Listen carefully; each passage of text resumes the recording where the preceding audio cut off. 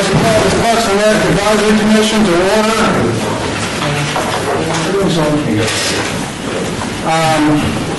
Want to ask if we have a quorum? Yes, we do. Yes. Okay. We want to take roll. Chair White. Here. Vice Chair Goodman. Here. Member Onion. Here. Member Thompson. Here. Member Aker. Here. Member Lopez. Present. Member McCarty. Member Thompson. Member Becker. Here. And I got Member Bastian and Member Lee and Member Timo.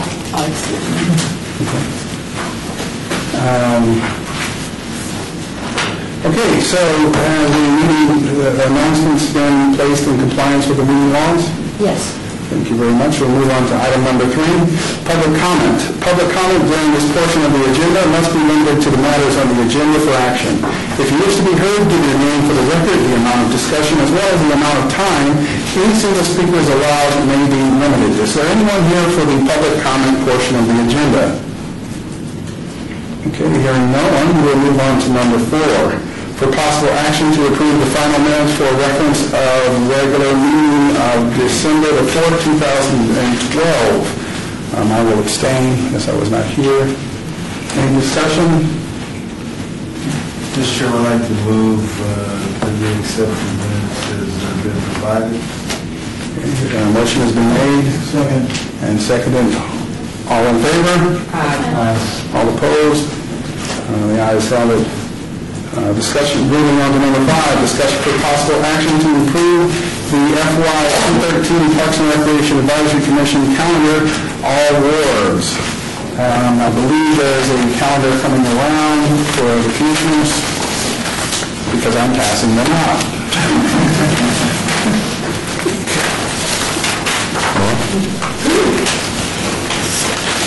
Give the commissioners an opportunity to review them.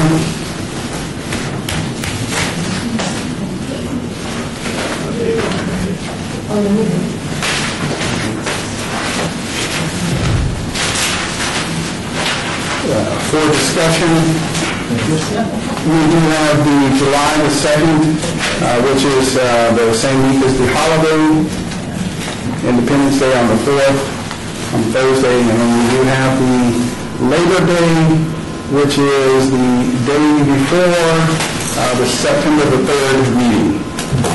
So if there's any discussions about going dark those days or, just going dark, right?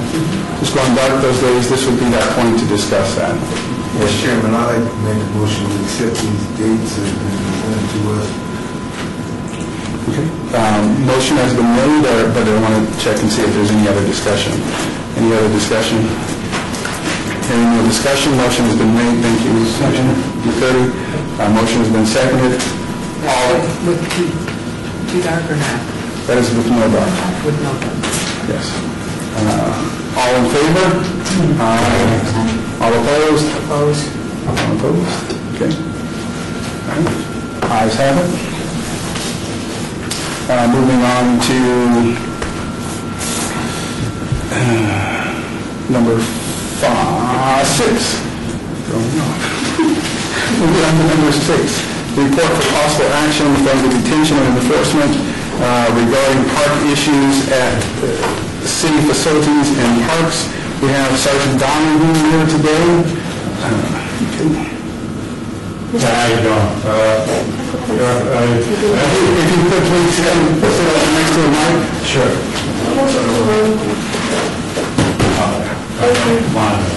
Sergeant Donahue, my question as usual, as always, thank you, Mr. Zimmerman, is there a breakdown of crime statistics in the... Yes. Okay. Was it forwarded to, if you didn't get it forwarded? No. Didn't get it? All right. So, sorry about that. You sent an email, so we didn't get it forwarded. It doesn't look like our staff got forwarded to you. And so I have a copy here, and it has some notes on it.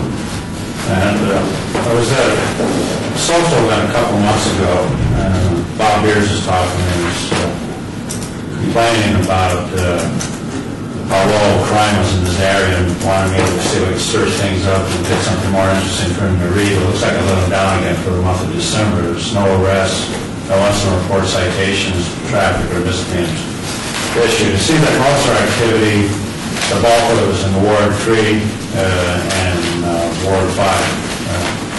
Councilman Bob Coffin and Ricky Barlow.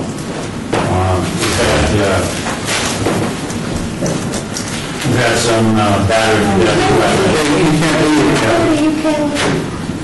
Pardon? Sorry.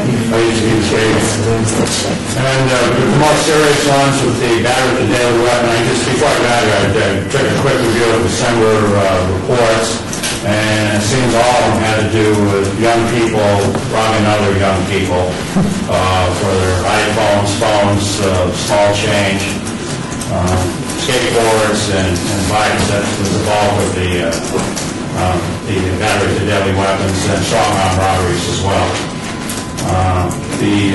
As far as the assault and batteries, seems like the majority of them occurred, when I did a quick review of the reports, occurred at sporting events, predominantly soccer games. So that's where the bulk of our incidents over there, with that sort of thing. As far as areas that we've had robberies, our warrant process is a little slow this month, so what we're going to do, take the warrant detail and get some of the more problem areas with surveillance and plainclothes details. We're going to target the areas, Doug Sallybark over at San Hill, Ward 3, Doc Romeo over by the West Service Yards out there in Ward 4, Wayne Bunker, Mountain Ridge, and over there at also off of 95, Ward 6, and Doolittle, Ward 5. So we're going to be hitting these particular areas during the day and night, and which we've already started that process and have had some good results. So we're getting a number of arrests in these areas and bookings overall. This is out of context on last January 15th, on the 19th over at Teton Trails Park at an event. We had 2 women hit by some type of projectile. So first we thought that it was reported as a pellet gun. We found bullet fragments in the area. It looked like there were 22. One of the female victims was hit in the leg, on the thigh, and the other one was hit in the chest. The wounds were non-threatening, minor. It looks like the rounds fragmented. We turned that over to Metro Violent Crimes Detail, and as of yesterday, they sent an email to us saying that the violent crimes detectives were able to identify a suspect. The suspect is now CCBC, and other charges will be rebooked, and 2 additional charges of attempted murder. A search warrant was served on the suspect's home. We believe the firearms used in the shooting was recovered, along with several other firearms. The suspect, I don't identify him here, but he was born in '93. He lived in a home approximately 150 yards from Teton Trails. So we got an arrest out of that with the violent crimes detail. There was one sexual assault that occurred at Children's Memorial Park. That was turned over to sexual offense. And whether a sexual assault occurred or not is suspect. So we haven't gotten a result back from that investigation yet. So if there's anything else here that's noteworthy. That's about it. Any questions? Mr. Chairman, Commissioner McCurdy, the Sergeant. Sergeant, what are the issues in Ward 5? And where are the majority of your concerns targeted in Ward 5? I want to see what the areas are over there. and excuse me, Mr. Zimmerman, can we possibly get a follow-up in the email this report? I'll do a report run and we'll get it back out to you guys. Okay. And as usual, in 2013, we're making our request to have these sent beforehand in a nice way. Because you can't talk to intelligence.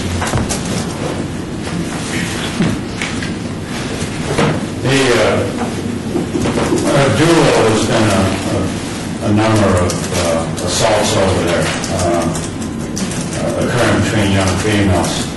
And we've been addressing that at Curzon Park in the facility area. And James Gate Park again, but it looks like it's still... Can I make a suggestion? Yeah. I'm very well aware of the Metropolitan Police Department. We had some issues going on in West Las Vegas where church has been broken into all the time. And the Metropolitan Police Department climbs, if I remember which division came out there, installed some cameras on one building by the church and two buildings around the church.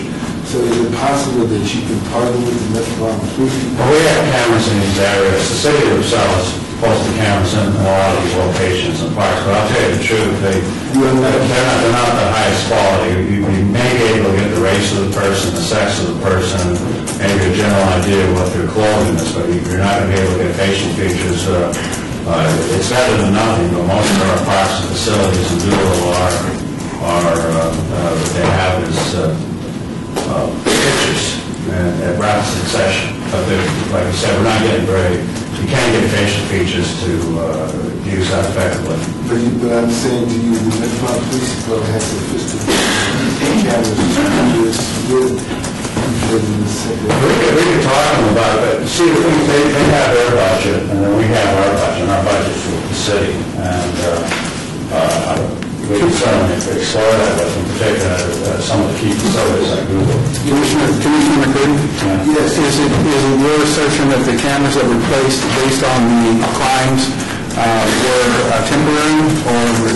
Listen, I'm talking about for a situation trying to curb... So my question was, you mentioned that they placed some on the church and some buildings around the church. Were those temporary cameras that Metro placed? Right. Metro placed the cameras, and when they caught the individuals...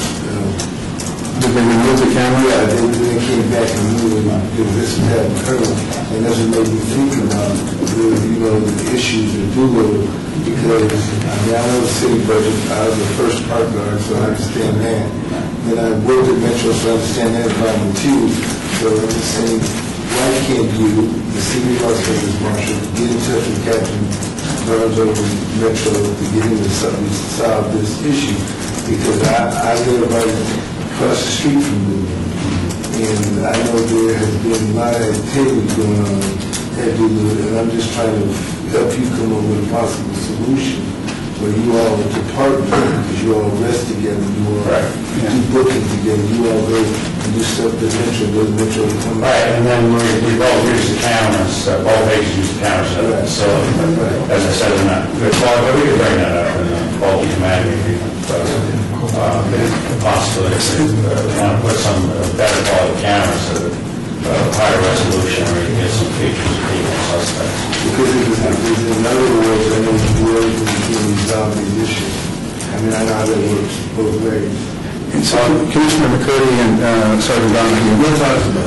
is it from what I hear you saying, is that possibly the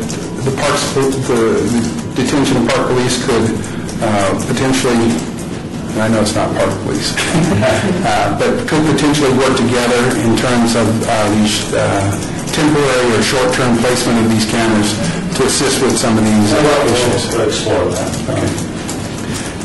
Thank you. We have enough access to Metro to bring that up.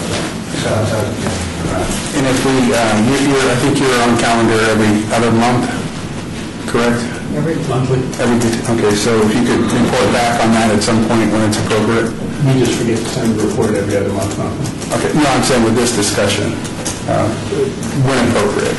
So, any other questions for Sergeant Donahue? Mr. Chairman.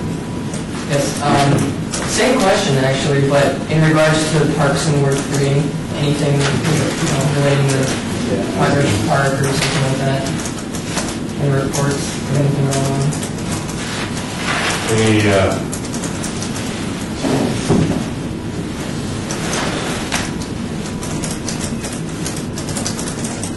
The ducks always ladies come to the surface. We've had a number of assaults and batteries and robberies there.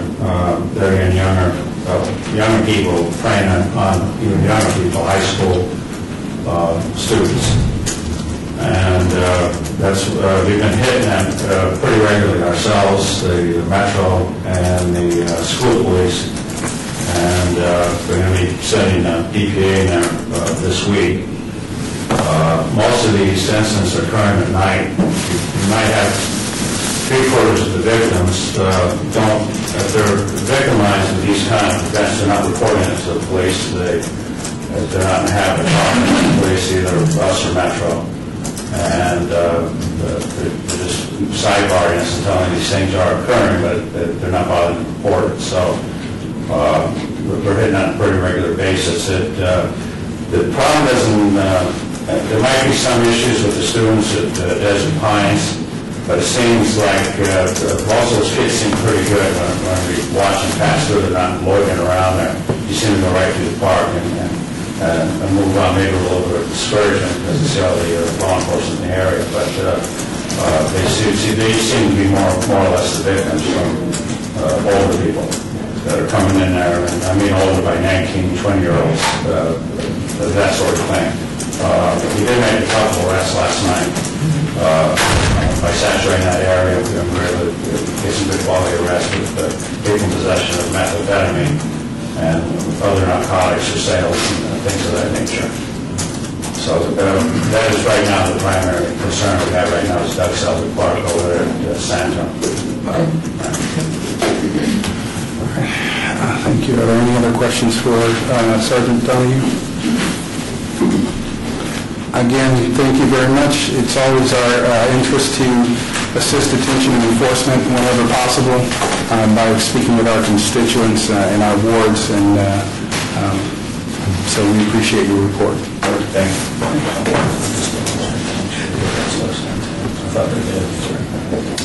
Moving on to number 7, report regarding the updates on the City of Las Vegas Safe Key Program, all wards.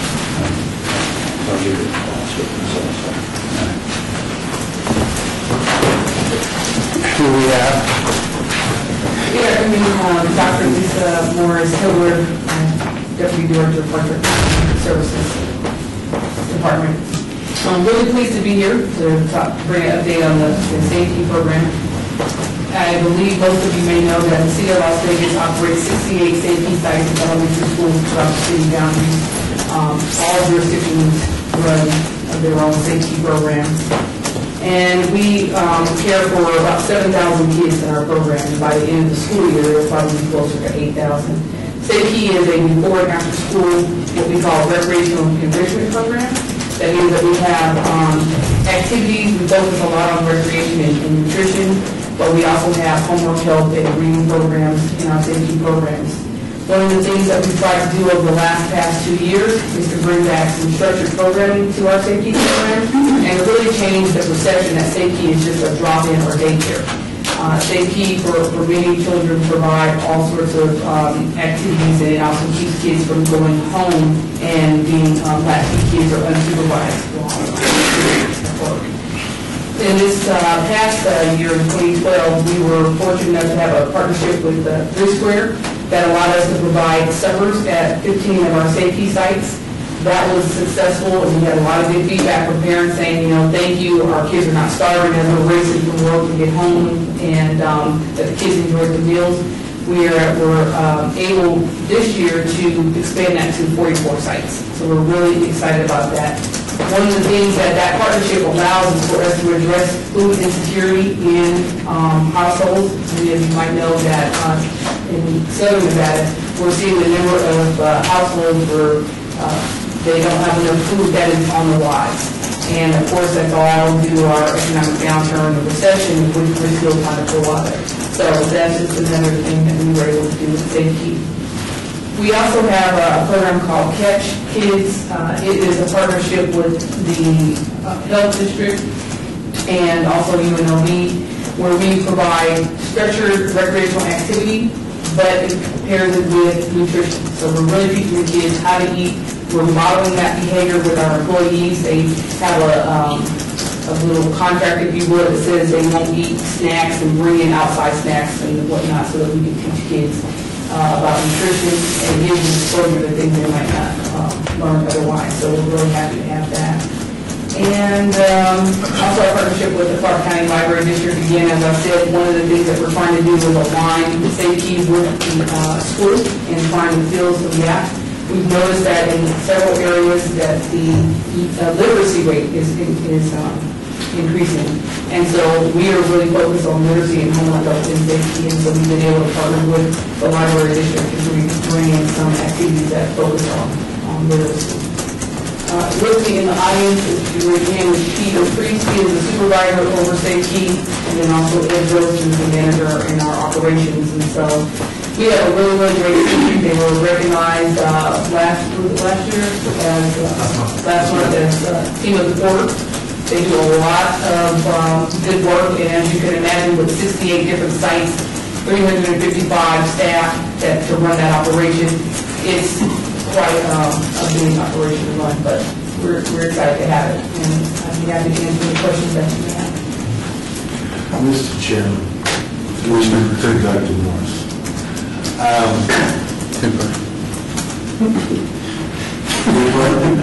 I'm sorry, I was looking at the last name, Dr. Lisa Morris Hitler. Oh, I'm sorry.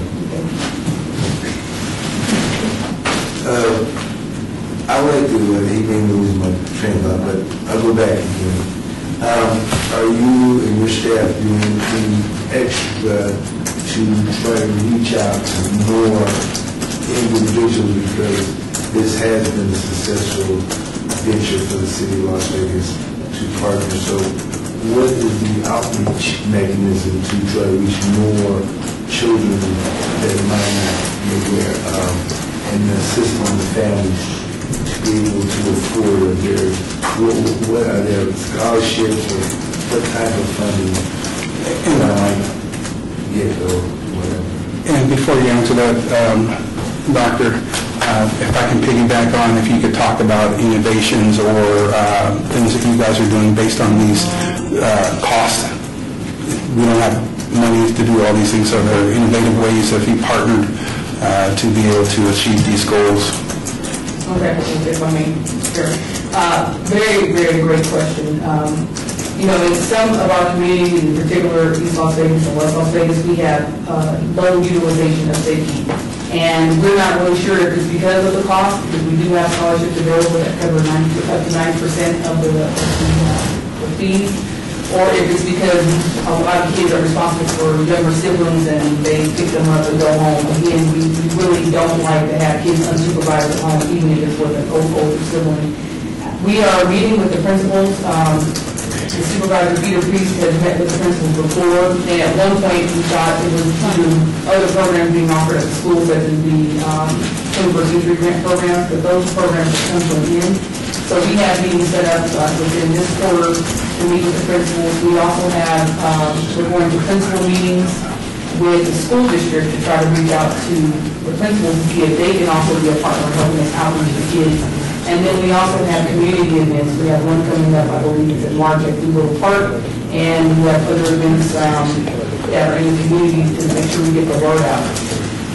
Those things don't cost money, it's kind of word out. We have a brand new marketing campaign. We're trying to advertise in different places, and part of it's going to be grassroots in some areas. I think parents who utilize SafeKey, that know SafeKey is available, they go there. We're trying to reach parents who maybe don't see a need for SafeKey by saying, hey, there's other things your child would get out of SafeKey other than the fact that maybe you're at work or whatnot, such as the nutrition or the literacy. In East Las Vegas, we're actually thinking about piloting a concept to bring in ESL or do something with ESL. So we are looking at some non-traditional activities to bring the state key that will help us bring in more kids. We certainly know, and we've talked to others, that there is a need, and we definitely want to see a reduction in the number of latchkey kids, or kids that are going home to unsupervised households. And my major reason for saying that, Doctor, is because of the fact a lot of people that I have came in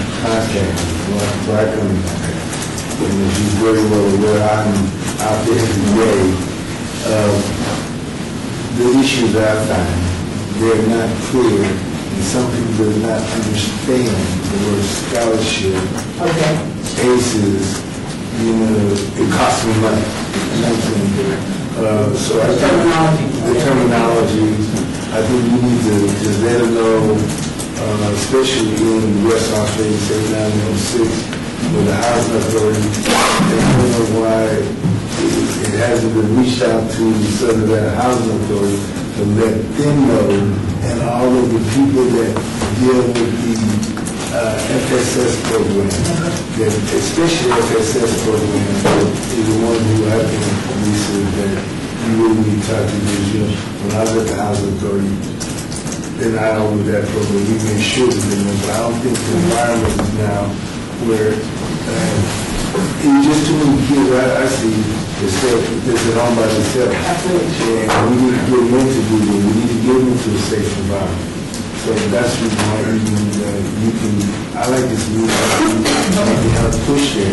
And I think we should cover your board if I have to. We welcome that feedback, and that's what we need to hear about, and we try to always look at it from twofold. We try to ask parents to look at our materials and everything to make sure that it's simplified, but that's straight feedback. And we also are working through the Mayor's Faith in Action initiative to reach out to the churches as well. Thank you, Commissioner McCurdy. Thank you, Dr. Lisa Morris-Hibler. It's always a pleasure to have you here. Your staff is acknowledged great, award-winning, as usual. We expect nothing less because you guys bring the best. So, Thank you. I have one more question. Commissioner Lopez. One question. Have you pursued initiatives involving bilingual to spread the word? Meaning, a lot of people in my neighborhood, a lot of people in East Las Vegas don't speak English. So have you been able to notify them using bilingual means, whether it be letters or something like that, to let them know what's going on? Yes, all of our materials are in Spanish and English. What we're trying to do is look for non-traditional modes to get the information out. In other words, maybe we need to go to some sort of an event where people are, where we can get our information. So as much grassroots activity that we can do in the market, that's where we're going right now. The mainstream user groups, we've got them covered, but now we're trying to go with the targeted. So if you have any ideas, please follow me. Okay. Thank you. The East Las Vegas campus is an outstanding campus, and I know you guys probably maximize it, but that's a good starting point from my input. Thank you, Commissioner Lopez. Thank you very much. Number 9, report regarding the City of Las Vegas FY 2013 Youth Neighborhood Association and Partnership Program. This would be the report regarding City of Las Vegas Parks and Recreation Neighborhood Services Strategic Business Plan. Susan Quintana, and we do know that you have some time constraints, so you'll be able to leave right after this, recognizing you have to be out of here by 5 o'clock. So be mindful of any questions you might have. Commissioners? Good afternoon. My name is Susan Quintana. I am an administrative officer with Parks, Recreation, and Neighborhood Services. And I am very pleased to be here to speak about our strategic business plan. I have about 5 or 10 minutes. I'm going to run through it real quickly. It's a very high-level overview of the strat plan because it's a very detailed document, but you have one in your folder, and you also have the PowerPoint if you want to follow along. Okay, our strategic business plan is basically a component of the Performance Plus initiative that the City of Las Vegas implemented back in 2007. It's an annual plan, and it helps to serve the departments when they plan and budget and report out and track their progress as it relates to your business operations. In our case, in Parks and Rec, it helps us figure out what programs and services we're going to offer to the community. And then the goal of Performance Plus, you will see, specifically the strategic business plan, is to become more transparent government for our constituents and also to become more accountable with the taxpayer money. The strat plan, like I said earlier, is quite lengthy. It's 25 pages long. Here in your presentation material, I've put any reference to pages so that after the meeting, if you go through it in more detail, you'll know kind of what I'm referring to. Basically, the presentation is some definitions of how it's organized and how we use our strat plan to develop our programs and services. Basically, the first section are our issue statements. So those are the summary statements of the most critical issues or any of the trends that we're finding in the community that might affect our customers, and hence what we can do as a department to provide the services to help with those needs. We've identified 4 of them in our plan, and you can read it at your leisure. But basically, it's the continued demand from the customers, even during these challenging economic times. They're still requesting services from us. And also the demand to find alternative funding solutions. And I believe there's a question earlier about safety. How do you augment your services when we're all budget cutting? And that's one of our focuses in our strat plan, is to come up with those alternative sources, whether it's partnerships or in-kind donations through volunteerism, in those instances. We also are tracking the increased need that we see in the community for assistance with housing, as well as the public and human services that we have in our plan. And lastly, demand to increase our internal processes and our systems when it comes to online registration, park rentals, and the technology needs that our customers are demanding. And then how we address those issues are our long-term department goals, which we call strategic results, and those are on pages 4 and 5. So basically, our business plan is organized after that point into something we call lines of business, which is how our department offers our programs, and there's 6 of them, how we organize. The first one is administrative. That's your personnel functions, your time cards, your budgeting, any of the back office functions. Then we have recreational services, neighborhood services, human services. Number 5 is reservations, rentals, and admissions. And then our last one is our contracts administration, which we do with third-party vendors like the Big League Dreams and the All-American Tennis Park. Okay? Then our lines of business are organized even further, broken down by programs. And I won't read through all of them, you have them in your plan, but basically anything that our department offers, anything that we program, anything that we manage, falls under one of those programs. Everything from the traditional parks and recreation in the sense of the word to all of our human services. What we do with neighborhood associations, you'll have a speaker here after me talking about something like that. Youth groups, the faith-based groups that we work with, our community and business partners, all of our boards and commissions, our nonprofits, as well as all the interlocal agreements that we manage, and the homelessness issues and the foreclosure issues that we work on. So we are an array of dynamic services, I will tell you. And then as we move forward, the rest of the plan, pages 9 through 25, that's where we're going to get into our individual program pages rather, where it speaks to individual goals that roll up to the strategic results. It talks about the outputs, demands, and efficiencies that roll into that family of measures that we use to track the progress of our programs. How many people are coming into our programs? How many safe youth are we affecting with our before and after school care? What are we doing in the homelessness issue to prevent homeowners from going into the cycle of homelessness? All that is tracked in our plan, and we have results every quarter. So how do we in Parks and Recreation use our strategic business plan? For me, I use it every single day. It's our guiding principle. It's our document that shows our staff what they do, what their role is in the big picture, and how we collect our data, whether it's through an automated source, our online registration software, our budgeting software, Oracle, all the work that frontline staff do, whether it's in our recreation center, our senior centers, our adaptive recreation programs. We track all that and we use the data to make decisions. And we use it coming up soon to do our FY14 budget. How do we budget knowing what results we have from the previous year? Let's see, our results are calculated, like I said, every quarter. It's shared with the city manager's office at a quarterly presentation. We also share all of our results with other departments because we're dependent on them in some cases. Officer Donahue was here earlier from D&E. We share our results with them. For example, when it comes to the park pavilion rentals, Parks and Recreation, we're in charge of reserving the parks, but D&E is in charge of patrolling the parks in the area, and then Maintenance and Operations Department is in charge of maintaining the areas, cleaning them, making sure that the amenities are what the customers need. So that one partnership alone is just one of our many measures that we track, and we work with the other departments to make sure that we have that information.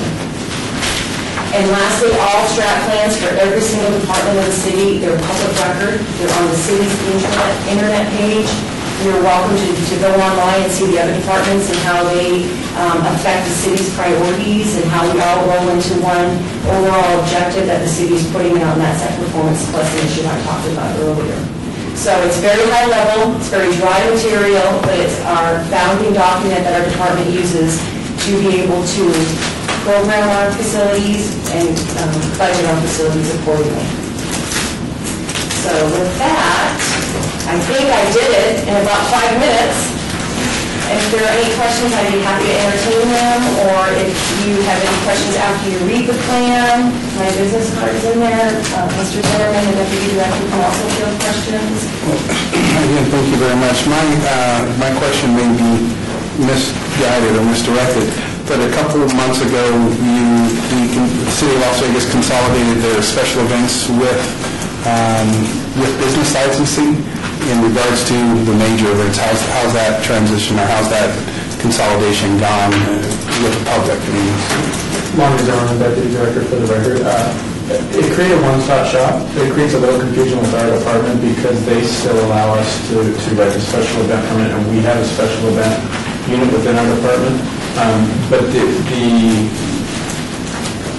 I guess the aggravation would be just as a result of change. It's actually been pretty seamless, and we're working closely with Public Works for that special event. And I think for the outside user groups that are doing special events, not in association with Parks and Rec, it's very seamless. So it's a matter of change, and we're getting used to it, they're getting used to it. But I think in the long term, it's probably a good result. Thank you. Mr. Chair, for you.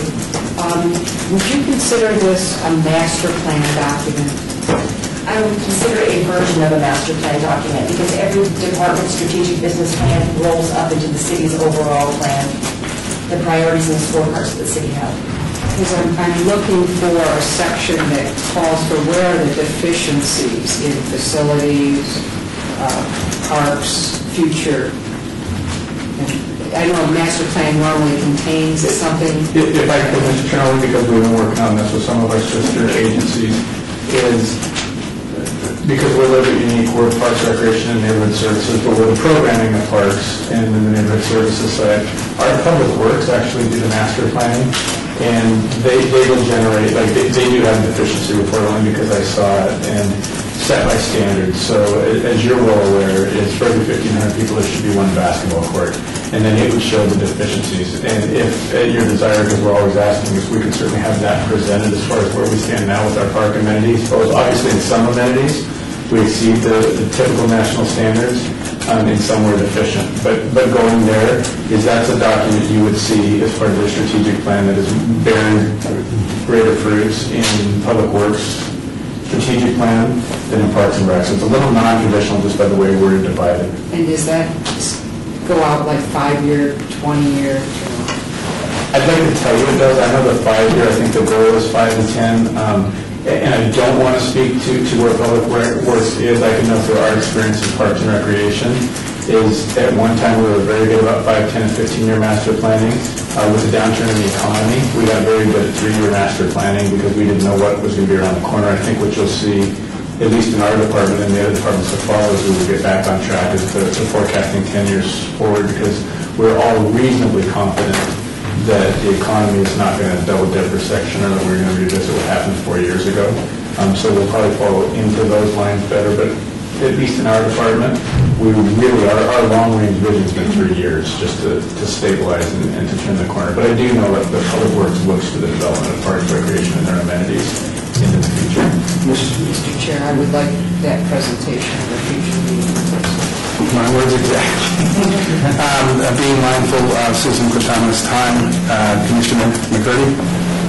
Mr. Chairman, through you, I'd just like to make a statement. The city of Las Vegas does have a 20-year master plan, because I served on the master planning board for, it's called Las Vegas 2020 plan. So there is a master plan for the overall city for the next 20 years, during Mayor Goodman's first term, I'm appointed to that board. So there is a master plan for the city of Las Vegas. We've been planning the department. And if that's something, Mr. Zimmerman, that you can find and just put a tag, a web tag to it at some point in our future minutes. Commissioner Curry, is that okay? So that we can, because I have some interest in reviewing it, but I don't want to make it everyone else's interest. There is a master plan that's just for parks. There's the parks element, which I'm sure is what you're interested in, which is much smaller. So we can provide that. I'll have a copy of that. Thank you very much. If there's no other questions, I'd like to release Ms. Susan Quintana. Thank you very much. Moving on to number 9.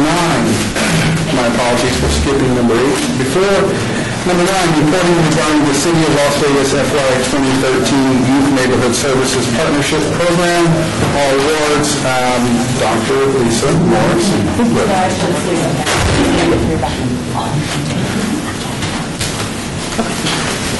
My notes are wrong, sorry about that.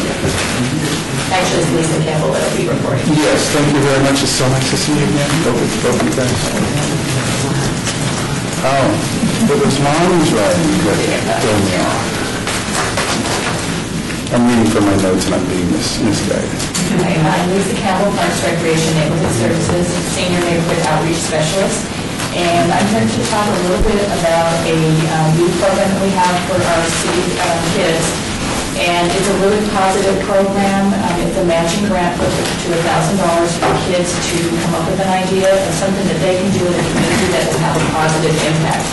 And we like to look at it as beyond just giving the kids money, $1,000. We really look at it as a leadership opportunity for our youth. It gives them the opportunity, as I said, to come up with an idea on their own. It needs to be their idea. And they have to actually put together a project proposal. They have to put together a budget. And then they have to do a presentation before our YNAP board that explains what they want to do in the community. Our YNAP board consists of 17 members. We have 9 adults and 8 youth to enable the youth and the adults to work together. And there is another opportunity for the kids, leadership opportunities. As a matter of fact, one of your board members, David, started as a youth member for the board, and then he now has become one of our adult members. So you can, and we've had several youth that have done that. So you can see how it actually helps our kids in the community. I've given you an overview of what it is. There's some sample projects, and then there's a handout that actually has this year's projects of what the youth have done and proposed in the community. This year we had 25 applications, and they were all recommended to go before City Council for $1,000 for the kids to implement their projects. As you can see, there's a wide variety of projects the kids do in the community, and that changes from year to year, and we do actually have some repeat projects where they'll start something and then each year they build on what they started in the community. Eligibility, the kids have to be between 8 and 18 years old, and a minimum of 2 kids per project, and they do have to have an adult lead. Basically, city staff supports the applicants from the beginning to the end. We need assistance in putting applications together. And then through the entire process, we have staff that will actually help them with their projects.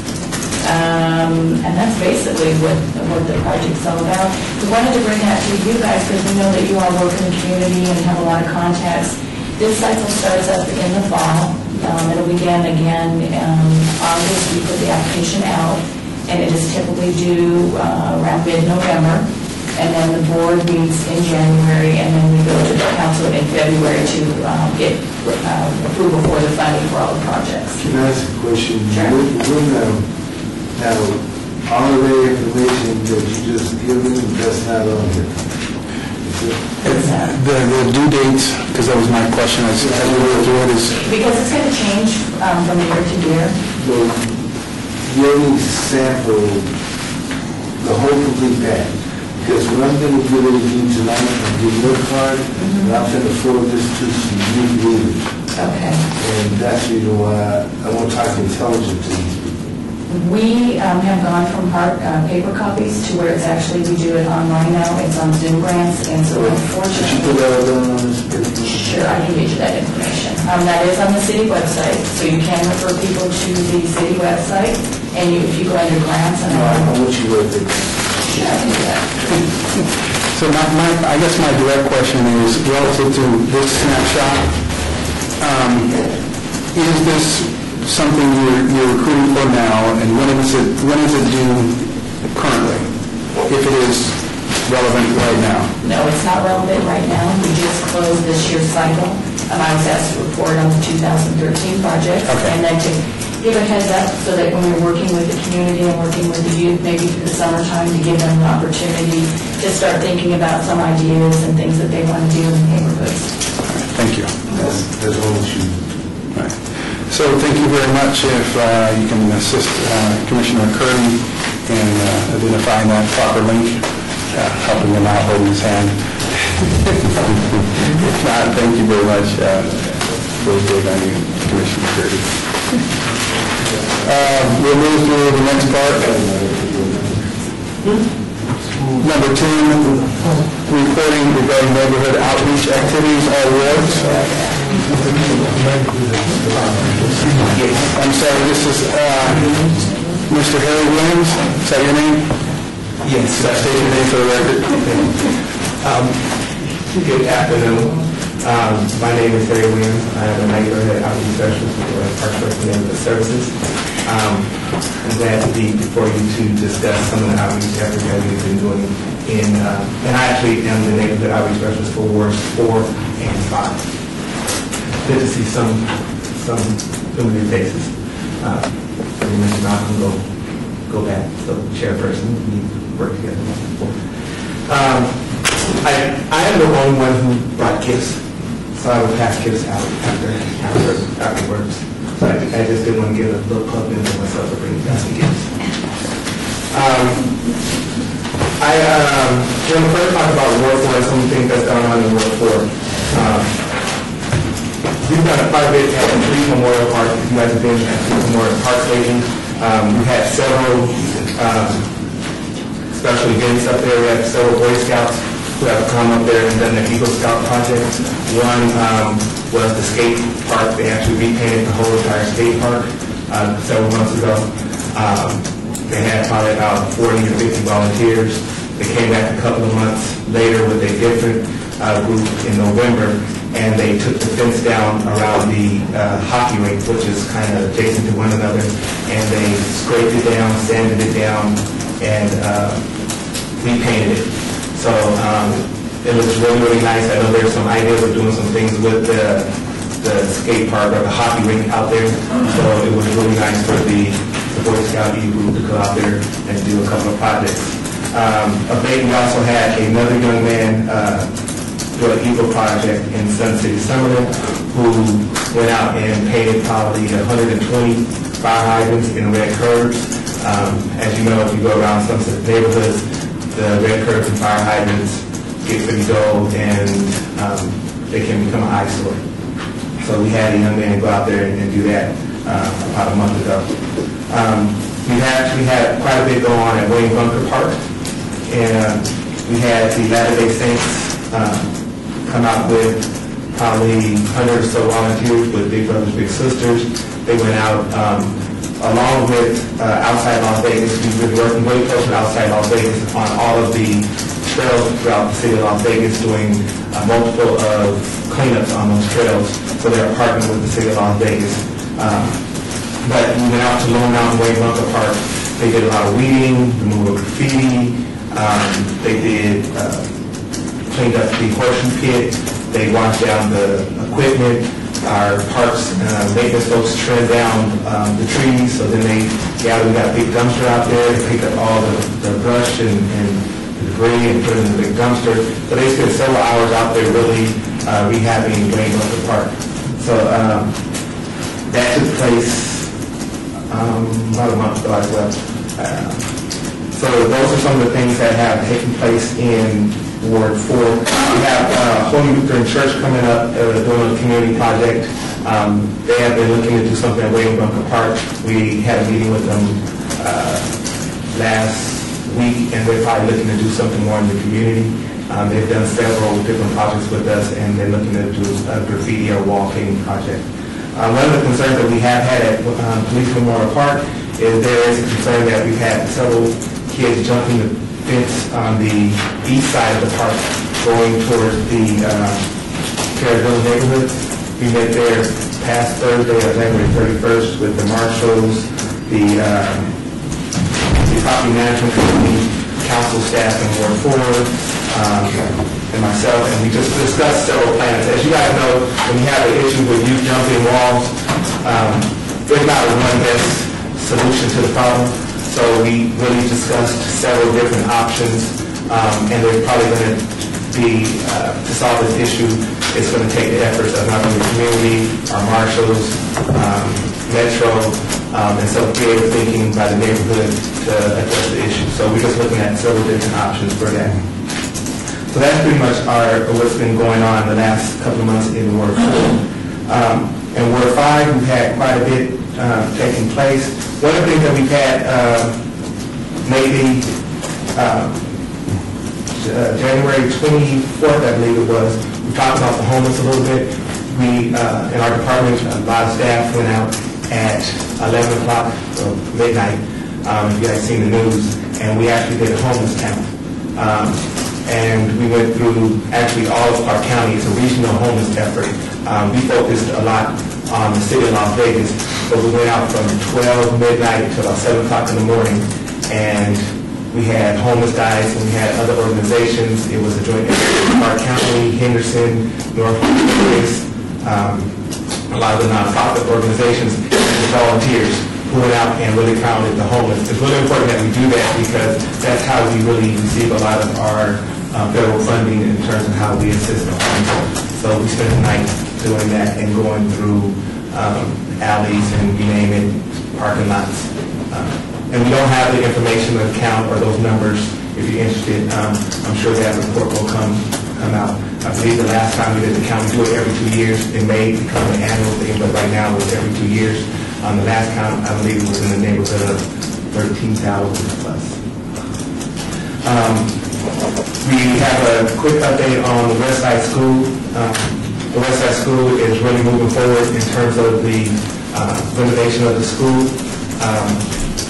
There, as you guys have probably heard or seen, there's about $4 million to the renovation of the West Side School. Those things, we've got an architect that's been working on the project, and we've got Whiting and Turner, who's going to be the contractor, and things are really moving along on that project. Along with that, we've had a wonderful lady, one of you guys may know her, Brenda Williams. She actually put together a West Side story, alumni book, and people who attended the West Side School, the oldest person I believe was 93 or something, that actually told their own stories. So you actually have individuals in the book who told their stories of how it was when they attended that school. So she sells the book. If you guys want to take a quick look at it, it's my copy. I thought you were giving me that. I mean, this is not the she does sell those books. If you guys want to look through it, I think she sells them for $35, I believe. Mr. Chairman, to Harry, to the chairman, I'm in that book. My story's in that book. I went to the West Side School back in 1956, 55. It's an awesome book. If you get a chance or you have an opportunity to want to look at some of the things about the school, the history of the school, it's going to be an awesome, awesome project. Moving on, the next thing I want to talk about just real briefly about is James K. Park and, you know, the issue that we've had around the homeless and the feeding of the homeless. That has continued to be one of Councilman's little thorns that we have continued to work on and try to address. We had quite a few homeless people living on B Street right across from the park, where we have now since they have gone someplace, we don't know exactly where, but that has been as a result of, if you guys have driven through the west side of Las Vegas, we are putting in sidewalks. So we started to do some sidewalk work and some infill for the sidewalks, because one of the things they have never had over there are completed sidewalks. So as we've done the sidewalks over there, they've kind of moved them off of the sidewalk, but some of them still reside within the park. And that's just something that through the marshal's office and through us, we are continuing to work on and address on a regular basis.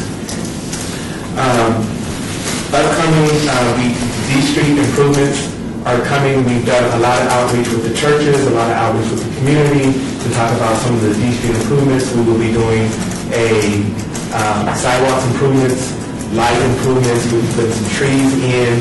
There will be a gateway sign right there at the West Side School, which is located on D Street and Washington. So that's another project that should be starting in the next month or so. So that's really exciting for the community to see. The next thing I want to talk about is some upcoming events coming up. The first one I want to talk about is I'll go over they're coming up on February 9th, and I will pass these out. You guys can grab a flyer. On February 9th, Berkeley Square, as you know, is one of the two historic neighborhoods that we have in the city of Las Vegas. Berkeley Square will be unveiling 34 banners that will be placed on their light poles throughout the community, as well as 2 bronze plaques commemorating the designation of the first African American housing subdivision on the National Registry of Historic Places. So that's the event that will be taking place this Saturday, and I believe it's at 12 noon. So if you're available, please come out for the unveiling of those banners. The next one is there's a senior apartment building dedication. Fred Hawkins has completed his project that he's been working on off of 8th Street. This is really special to Councilman Barlow because it's the, I hope I say her name right, Aldine Klein Barlow Senior Apartment. So we will be dedicating a apartment complex in his late mother's name. That will be on February 12th at 10 a.m. So that's that was a really shock to him that they chose to name that senior facility after his late mother. Then we have a City of Las Vegas, along with the councilman and our Parks and Rec and Neighborhood Services, will be teaming up with River of Life World Ministries at Doolittle on March 9th between 10 and 3:30 to have community health fair out the actual park. So we're working with them. We will have information about Safe Key and some of those other programs throughout the community to get the word out on some of the programs that we have available. And then the last thing I wanted to mention is coming up around in April, we have been working with the Kiwanis clubs, and there's a Kiwanis club who is really interested in doing some rehab and some different things at Hears Park. So there's still several things that they are discussing with us. We do know that we will be doing an event in April 6th. The Kiwanis have actually come out and met with the community and talked to the community about some of the amenities they'd like to see at Hears Park. Right now, Hears Park is just a really, if you get by there, it's just a large grass area. It's got a few barbecue pits, not many shade structures, and most people just come there on Saturdays and do an evening and play soccer. So they have really looked at that park to try to do some amenities in the park, which will be some shade structures, maybe some walking paths, maybe some other things that the community has looked at the park and requested to ask for. So that kickoff event will be April 6th, and as we get more information, I think there'll be a more detailed report on what will be planned for that park. With that, my guest, Councilman Anthony, wherever he goes, he always has his magnets that he passes out, and that's from Ward 4. And Councilman Barlow this year decided that he was going to do calendars. So there's calendars, and these calendars are really interesting. In the highlighted area, you will have all the national month days for that month. So, for instance, February is National Black History Month, Chocolate Lovers Month, American History Month, and American Heart Month. So it kind of gives you an idea of what's going on in the month. So, okay, I appreciate it. And that would be it. Any questions for me? Yes, thank you. Thank you very much. Is there any way for us to get a written lineup of events that are going to happen here? You went through a pretty extensive list of events that are possible, that are going to be happening. A couple of them I want to do, but I was looking at the book and I think I lost track. So. Okay, I'm sorry. The book is really distracting a little bit. If you don't already and you would like, all these events that I spoke about, especially in the Ward 5, they come out on Councilman Marlowe's newsletter, and we provide dates and backup information, and I can have them sent to you on a monthly basis of everything that's going on, and there's volunteer opportunities and other events that are going on a regular basis. So I can definitely provide that to you. Or, if you have your cell phone, you have a little barcode thing that goes directly to the website, and they're all there. So are all these events specific of Commissioner Barlow's ward? All these events that I talked about, yes, they were. The ones in Ward 4, we don't, right now we've had a couple of shredding events and some other recycling type events.